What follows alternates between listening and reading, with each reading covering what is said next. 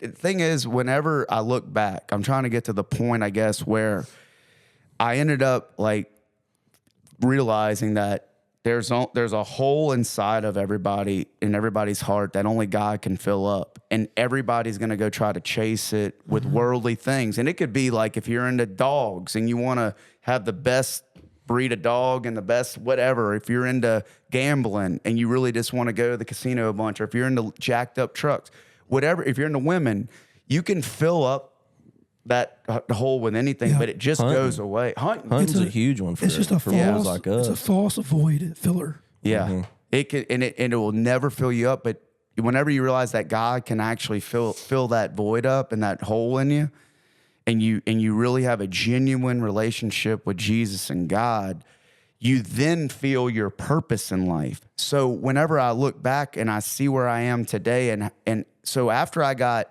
that genuine relationship going with God, I had a real conversation with him. I'm not talking about audible out loud, but I started praying more. And he's like, Matt, listen up.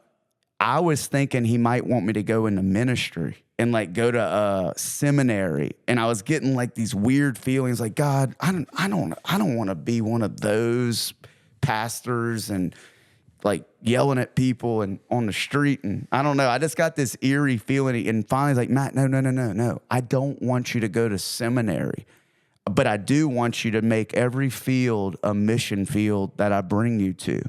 And that just felt so right for me.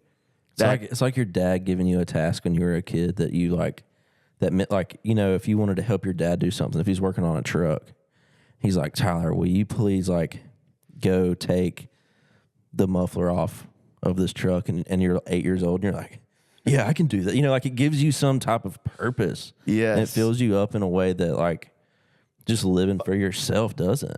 Oh yeah. I mean, that's what I always say when people ask me, Matt, I've seen what you and your family have done. Y'all built an outdoor business, have been successful and been on TV. How do I get to do what you get to do?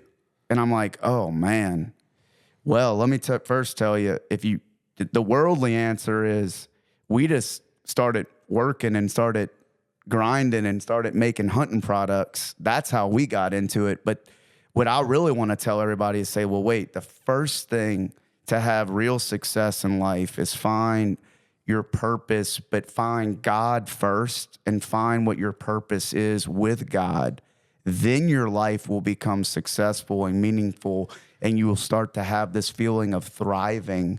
But until you get God, you don't really ever feel the sense of purpose and success. Now, I say that with a caveat that there is atheists out there and worldly people that can feel success. They can feel great about what they're doing, but I can promise you this. They still have that hole in their heart that's empty, and they don't feel good at night looking up at the ceiling. They're shoving a round peg in a square hole, and that will never fill up the space the way that God does.